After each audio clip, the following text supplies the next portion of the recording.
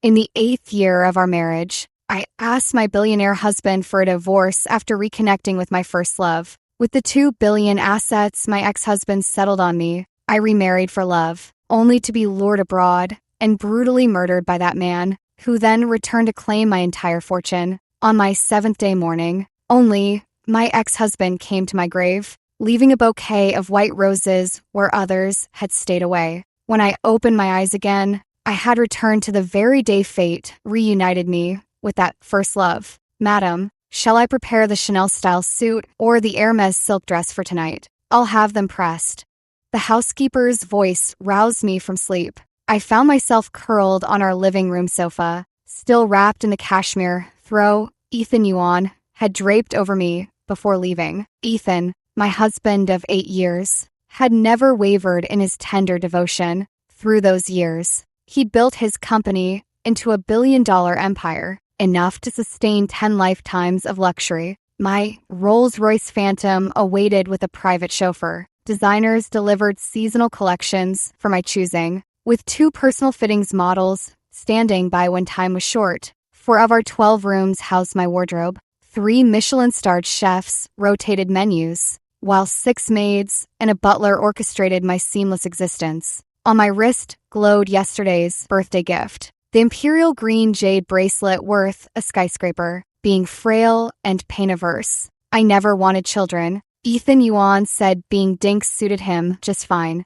He was perfectly content with our little world for 2, yet despite being so thoroughly cared for, tomorrow I would ask him for a divorce. Yes, tomorrow, because I'd been reborn. In my past life, my regular chauffeur had taken leave that day, and the butler hired a temporary driver for me. That evening, when I accompanied Ethan to a charity gala, it was this substitute driver who ferried me there. He turned out to be my high school sweetheart. Back then, I was young and radiant while he was brooding and rebellious. After 18 years as the perfect daughter, I fell for him, unexpected, yet inevitable. When our parents and teachers found out, they forcibly transferred me to another school, severing all contact. Ethan was the match my father chose for me. He was good to me, truly, just incapable of setting my heart aflutter. So when that abrupt separation culminated in an explosive reunion decades later, 30-year-old me decided, for once,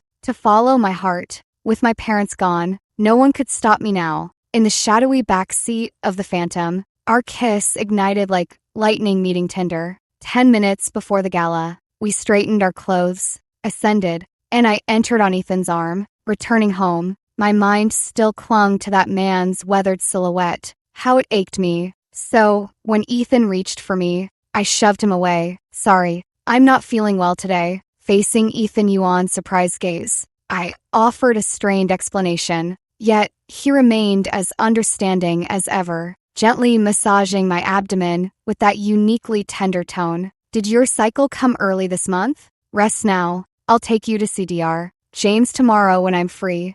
Dr. James, a renowned traditional Chinese medicine specialist. Ethan had secured his weekly consultations for my health regimen at an annual cost of 3 million yuan, but he never got to take me, because the next day, I asked him for a divorce. I don't know why, life just feels meaningless lately. You must feel the same, right? Your days are just work, then coming home to watch dramas, have dinner, take walks with me, the same routine endlessly. And my colleagues all joke that among tycoons of your stature, they've never seen one willing to remain childless. Ethan, go find someone who loves you, truly loves you enough to bear your children, like how you've loved me. I've failed you. After a long silence, Ethan finally responded in a weighted voice. Very well.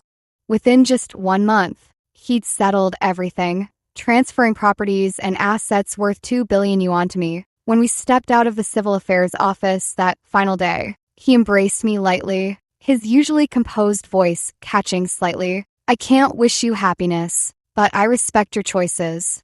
Later, I ended up with that other man. I bought him a house and car, paid his parents' medical bills, even purchased a college diploma for his sister, and gave her 8 million in advance as dowry. He was overjoyed, personally cooking for me, Simple stir-fried greens and carrot soup that carried the unique fragrance of home and a warmth I hadn't felt in 8 years. After 3 months like this, we registered our marriage and became husband and wife. For our honeymoon, I chose a tropical island abroad, booking a private hot spring villa for 2 weeks of bliss. But on the third day, I was swept away by a rip current. Yes, forced. That man held my head underwater until I floated motionless in the sea, carried away by the tide. When they found me half a month later, my body was ravaged beyond recognition, identifiable only by DNA. On the flight home, he wept uncontrollably, yet buried me hastily upon landing and inherited my entire estate. On my 7th day morning, my grave stood desolate in the mud, avoided even by passers-by with wrinkled noses. Only Ethan Yuan came, white roses in hand, trudging through the mire. The ever-composed man knelt before my tombstone and sobbed. "Madam?" the housekeeper called again. Snapping back to reality, I pointed to the walk-in closet. "Not these." The emerald Chong Sam.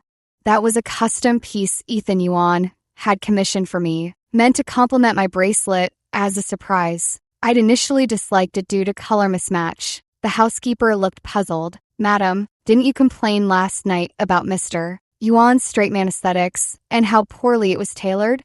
I smiled faintly. "My eyes deceived me last night." Muttering as she walked away, the housekeeper added, "Truth be told, I always thought it suited your elegance perfectly. That's a 6-figure custom piece after all. The craftsmanship is beyond reproach." Rising slowly from the sofa, I sipped tea to steady my trembling hands before slipping into the cheap-how. The heavens had granted me clarity in this second life. Now, I finally recognized true worth when I saw it. My phone buzzed with Ethan's call. "Yen, the car's ready. Go ahead first. I'll join you after this meeting." His voice came through. I answered sweetly, "Of course." The moment I hung up, my expression darkened. The butler hesitated. "Is something wrong, madam?" "Nothing. Arrange a different driver." I couldn't bear seeing that repulsive face again. The butler demurred, but finding a replacement last minute would be difficult. "Might you endure it just this once? Then book me a private hire." In my previous life, I had been fastidious, refusing ride shares while Ethan spoiled me into never learning to drive. Now, any alternative would suffice if it kept that man away. Left with no choice, the butler hastily arranged transportation, but the car was stopped by the property management at the gate. No entry permitted. I'd have to walk 20 minutes there. "Fine, I'll walk. It's just a pair of heels ruined. Nothing more." Yet, as I stepped out with my bag, that man was already fidgeting by his car. The moment he saw me emerge, his face stiffened. I ignored him and kept walking. Then his voice came from behind me, laced with resignation. Yen, I'm sorry. I didn't know it was you, but I truly need this 2,000-a-day job to pay my father's medical bills this week." Back then, he was the school's untouchable prince. Arrogant, dazzling, with eyes for no one but me. When had he ever begged anyone in such a tone? My steps faltered. For some reason, an ache welled up inside me. Yet this bitterness wasn't for him, nor for myself. In my past life, half the fortune Ethan Yuan had bled to build was handed freely to this very man by my own hands. I'd indulged his greed and my own selfishness, trampling over Ethan's genuine devotion. The butler's voice pulled me back. "Madam, the chauffeur canceled the booking. What would you?"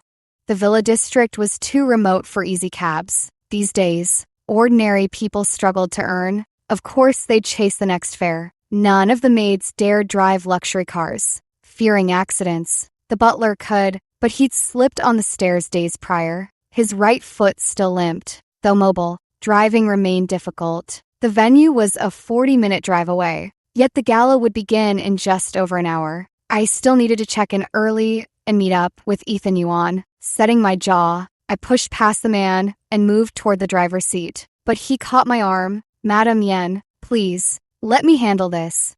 "Ryan Chen, let go." The butler and he exchanged uneasy glances before he reluctantly released me. The butler fretted. "Madam, caution would be wise." Ryan clenched his fists, voice tinged with pleading. "It's just 40 minutes. I'll drive as fast as I can.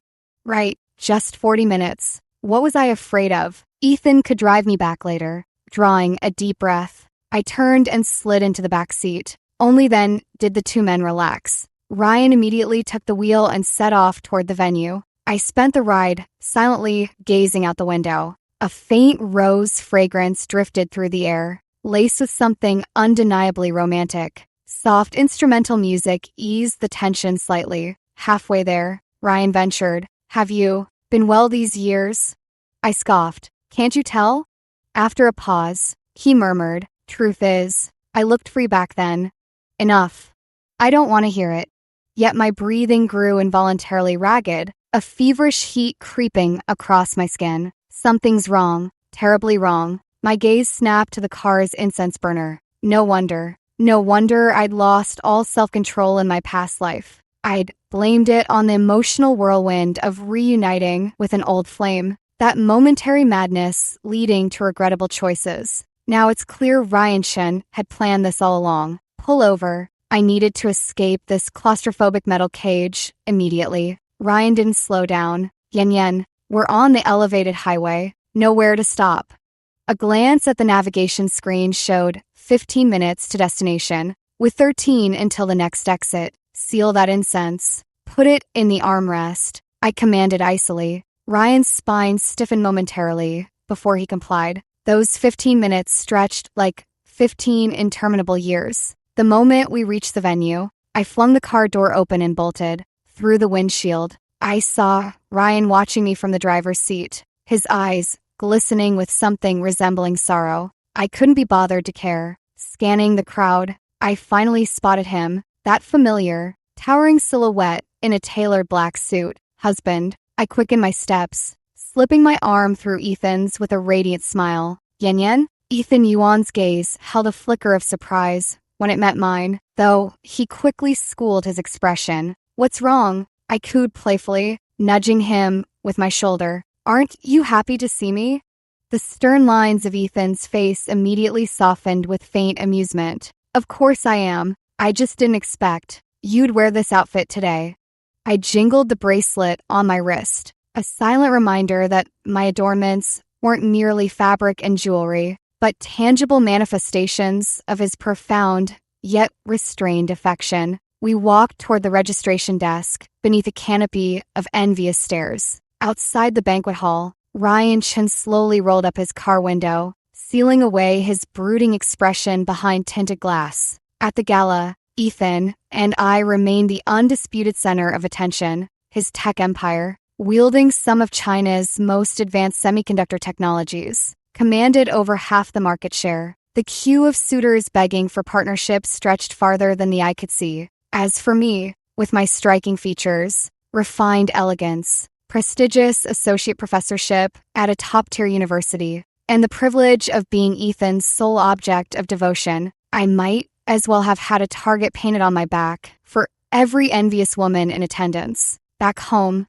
I draped myself over Ethan's shoulders, helping him shrug off his suit jacket. True to form, his eyes darkened as he swept me off my feet toward the bed. After our passion spent itself, I lay curled in the fortress of his arms, watching a melodramatic Thai soap opera. He kept one arm anchored around me, while the other tapped out replies to work messages. A glance at his screen revealed the sender, Jessica Jian, his corporate vice president. She was Ethan Yuan's junior from the same university, another elite graduate from prestigious institutions. Known as an Iron Lady since her student days, she was wholly devoted to her career, famously claiming that men would only slow her draw. Uninterested in marriage, she went abroad for IVF treatment and was still chairing corporate meetings in her hospital gown right before delivery, now overseeing the group's overseas operations. The time difference often required midnight work exchanges with Ethan. Ethan made no effort to shield his screen from me. After letting me browse a while, he chuckled and stroked my long hair. What's wrong? Thinking of joining the company? Though meant as jest, I met his gaze. Could I? Clearly unprepared for my serious consideration, Ethan arched an eyebrow. Did someone at your workplace trouble you again? He knew exactly how to back his wife. When workplace gossip about me first surfaced after my hiring, Ethan promptly donated 2 buildings to the university. Nestling against him, Ryan Chen's repulsive face flashed through my mind. Guiltily, I murmured, I just feel I haven't given you enough companionship or love. Setting aside his phone, he cradled my face and brushed his lips against mine. I don't care about those things. Just stay by my side. My nose stung as I whispered, Ethan, let's have a baby. Concern shadowed his features. But your health.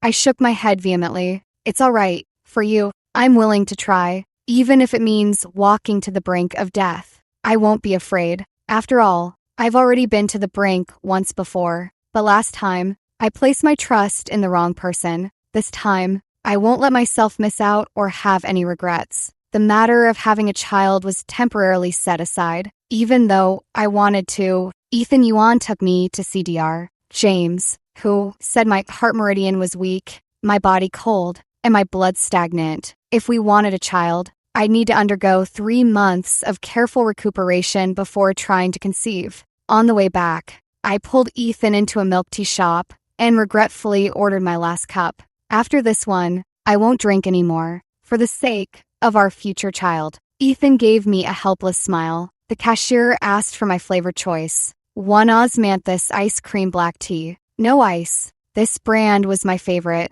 and this was their new seasonal item, one I hadn't tried yet. Ethan frowned slightly. Ice again? It tastes better cold. I held the straw to his lips. Want a sip? He reached out to ruffle my hair. Though his frown remained, he reluctantly bent down to take a taste. The young couple behind us stifled giggles. That was Ethan. Even after 8 years, he still indulged my every whim, never refusing me. But soon he had to leave. There was still a meeting at the office. He had intended to escort me home personally, but unwilling to be as willful as before, I told him I'd return to campus on my own. Though visibly concerned, pressed for time, he urged me to stay safe before boarding his car with constant backward glances. The school was merely a few hundred meters away. I decided to walk. As the cool breeze brushed past, I needed to sort through my tangled thoughts, but I never expected to see Ryan Chin again at the school gates. Yen, I'm not here to bother you. Just returning what's yours. Dressed in bargain casual wear, he seemed to overlap with his high school self. Though his brow now carried weariness where carefree youth once resided, he cradled a large box containing every gift I'd given him during our school days. Premium speakers, headphones, watches, all purchased with years of my saved Lunar New Year money. These were treasures to Ryan Shun. To me, just trash. Outdated, moldering trash locked away for years. I glanced indifferently. Throw them away. And don't approach me again, or I'll call the police. You know, I already spared you once yesterday. At the mention of the incense, Ryan's face flushed crimson. Head bowed. He placed the box down and retreated without another word. The security guard in the booth had been watching us for a while, only approaching quickly after the man had walked some distance away. Professor Sue, are you all right? Who was that guy? I've seen him lurking around our school gates a few times before. Real shady-like. Thought he was some thief. Never figured he was your friend. Professor Sue, still need these things? Want me to help carry them inside? I shook my head. No, just throw them away for me. Thanks. Professor Sue, no need for formalities. Mr. Yuan's done so much for our school. What's a little favor? I watched as the guard carried off the boxes, then glanced back at the retreating figure. He walked slowly, occasionally splashed by muddy water kicked up from passing students' bicycles. He just looked down at his soiled pants, never daring to stop anyone to complain. Lingering around multiple times? Of course it was deliberate. Our so-called reunion had been a setup from the very beginning, but his reappearance today proved he hadn't given up on that scheme. I made a call to my private eye. I need you to tail someone. The following days were uneventful. With Ethan Yuan away on business, the house felt emptier than usual. At best, he'd return in a week. At worst, it might take half a month. I invited my best friend out for afternoon tea, planning to ask her about some pregnancy prep tips along the way. My best friend teased with a smirk. I told you so. With your husband's substantial assets, how could he truly commit to being child-free with you? I initially thought he might be incapable. Turns out he's just been indulging you all along. Honestly, how did you get so lucky? A faint blush rose to my cheeks. Let's be serious. All right, if the esteemed Mrs. Yuan actually needs my help, who am I to refuse? She said, already counting off points on her fingers. During the preconception period, you don't actually need to prepare much. Start taking folic acid first. The XX brand is better, pricey, but pocket change for you. After pregnancy, there'll be more to prepare. Someone will handle your supplements, but remember to switch to simpler skincare ingredients. Oh, and get a maternity pillow. Maternity pillow? I frowned. There are pillows specifically for pregnant women? Of course, carrying a belly around is no joke. She pulled out her phone to show me an image. See? Like this. A chill ran through me. 6 months ago, I'd seen an identical pillow on Ethan Yuan's office sofa. He told me he bought it on a whim, claimed his back ached from overwork. Noticing my sudden silence, my friend looked puzzled. What's wrong? I shook my head with a strained smile and changed the subject. That evening, my private eye called. Moments later, an email notification chimed. Opening it revealed a phone recording, likely captured via wiretap, with remarkably clear audio, though Ryan Chen's voice carried an unmistakable edge of agitation. She seems to have caught on. I can't get near her now. She scowls the moment she sees me and threatens to call the police. I might need you to create another opportunity for me. This assignment's far from easy. You of all people should understand. What woman would fall for an outsider so readily when she sees you every day? From the receiver, an achingly familiar voice, icy and composed, slithered into my ears, plunging me into a bone-deep chill I'd never known. I've already given you your chance. One final fortnight, if you still can't deliver. Plenty would kill for this 20 million payout if you walk away. Ethan Yuan, that voice, I knew it better than any other. Except when speaking to me, he'd soften it to a tender murmur, every syllable dripping with feigned concern and affection. But in work mode, it became what I'd just heard, clipped, clinical, and utterly unyielding. He'd been coordinating with Ryan Chen. He'd sent Ryan to seduce me, to lure me toward the abyss, one step at a time. But why would he do this? Did he even know about Ryan's follow-up schemes? Or were those his designs all along? That strangely unsettling maternity pillow floated back into my thoughts. Yet the image of him kneeling before my tombstone during the 7th-day morning, weeping uncontrollably like a helpless child, flashed before me again, along with those white roses stark against the yellow mud. Which version of him was real? I drifted through the night in a daze, swinging between confusion and skull-splitting anguish, collapsing into exhausted sleep only to jolt awake from nightmares. By morning, I arrived at school sporting twin shadows under my eyes, but instead of entering, I scanned the gates for a familiar silhouette. Right on cue, Ryan Chin reappeared, skulking, freezing mid-step when our eyes met, his expression caught between panic and paralysis. Yan, I just wanted to watch over you from afar. I walked toward him blankly, holding his gaze. Time had reshaped this man, though his features remained recognizable. Life had hollowed him out, leaving only embers of vitality in his eyes. And I realized at the start that I was the oxygen feeding those dying flames. That hope was me. Ryan Chen, we need to talk.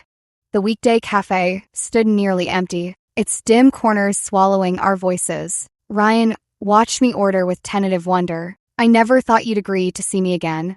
I remained silent, merely quirking the corner of my mouth. The bitter coffee slid down my throat, yet I barely registered its bitterness. It didn't seem much worse than that osmanthus ice cream black tea. After all, I really didn't follow you on purpose back then, when you transferred schools. Those days were unbearable for me. I know everyone thinks I'm unworthy of you, but I'll be honest. Back then, I truly wanted to study hard, land a decent job, become someone who could stand beside you as an equal. But fate never gave me that chance. Now, I don't ask for anything, just seeing you from afar, knowing you're doing well, that's enough for me. Ryan Chen's voice softened as he poured out years of longing and regret. In another lifetime, I might have been moved, but now, my patience wore thin. With a sharp clink, I tossed the coffee spoon into the cup. Ryan's words cut off abruptly, his eyes flickering with confusion. "Speak." My voice was ice. "What's Ethan Yuan's plan? What did he promise you?"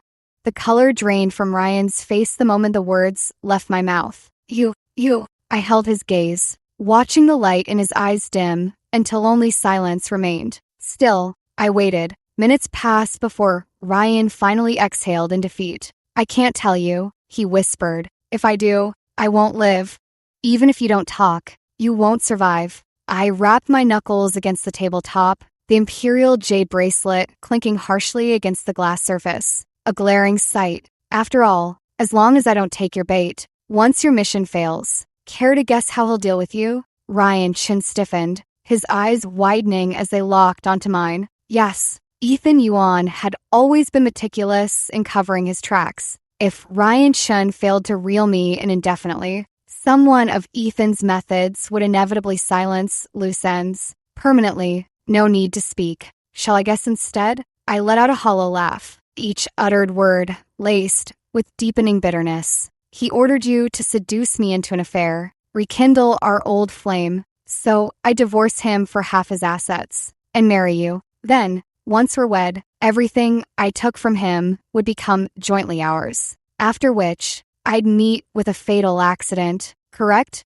As my lawful husband, you'd inherit it all. Not like I have family left to contest it. And finally, I drew a sharp breath before continuing deliberately. How does it end? Must I spell out the rest? Beads of cold sweat already glistened on Ryan Chen's forehead. He wet his lips, voice dropping to a whisper. How did you figure it out? That's irrelevant. Fine, I'll talk. Ryan Chen confessed that after inheriting my estate, Ethan Yuan would send him to overseas casinos. Their scheme to funnel the money back from Ryan's pockets into Ethan's. Once the deed was done, Ethan would arrange his immigration to a non-extradition country, wire him $20 million to settle his family's troubles, and let him live out his days abroad in peace. At least, that's what Ethan promised him. But whether he'd actually survive long enough to enjoy that peace remained doubtful. Ryan covered his face in anguish. I didn't want this either, but I had no choice.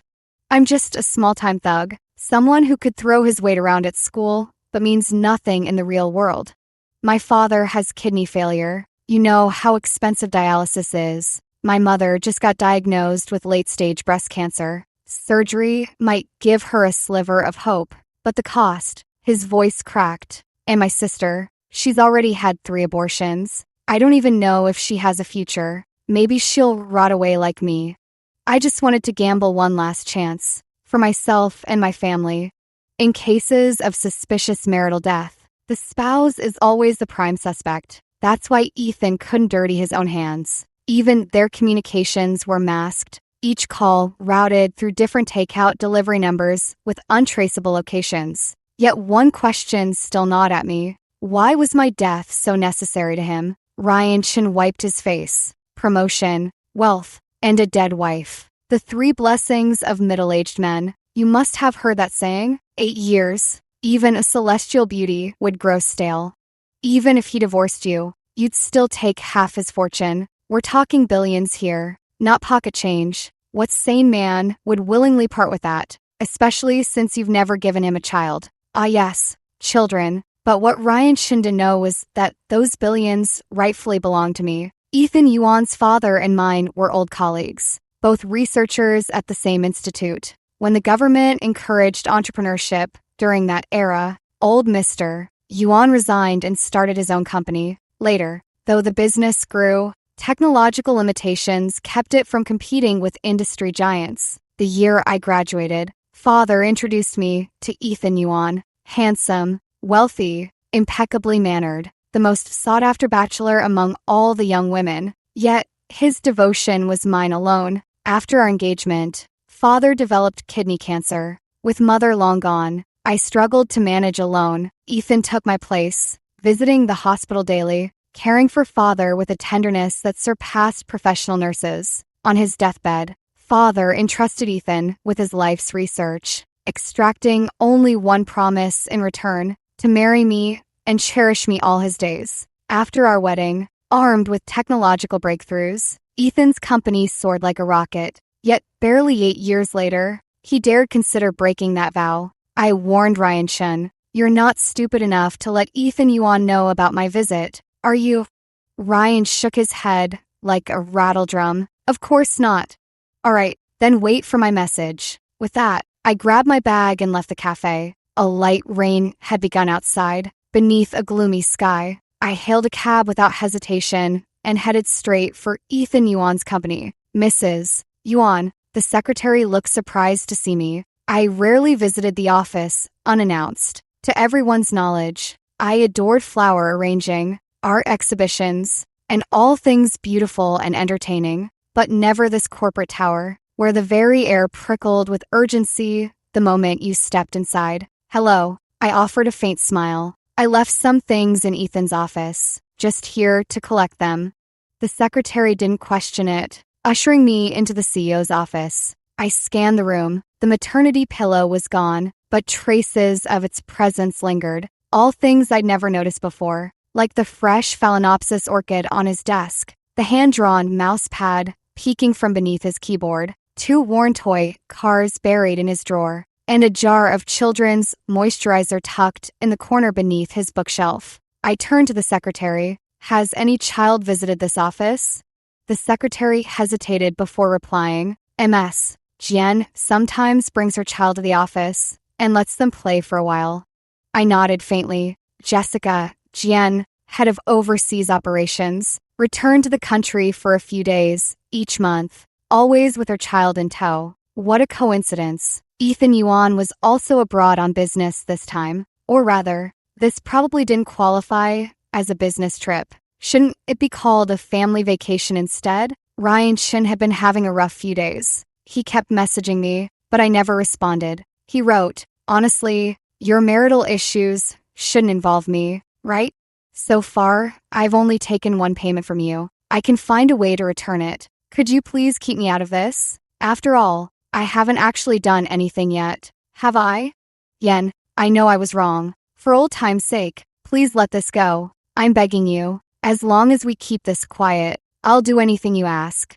Apparently, he was terrified of Ethan finding out. I couldn't be bothered with him. I had other matters to attend to. I sold the bracelet for $8 million. Then I transferred the entire sum to the private eye, who left the country overnight with his team. Money makes the world go round. Soon enough, I received videos and photos. The footage showed Ethan Yuan with Jessica Jian and a 2-year-old boy building sandcastles on a beach. They even threw their child a lavish second birthday party, rivaling the scale of our own wedding celebration years ago. There he was, clutching Jessica Jian in a passionate kiss on the cruise ship's deck, her spaghetti strap dress crumpled under his grasp. A scene of unrestrained ardor, far removed from the gentle restraint he'd always shown me. Seizing my moment at 3 a.m. local time, I logged online and publicly exposed their Power for Favors arrangement under my real name. The meticulously documented expose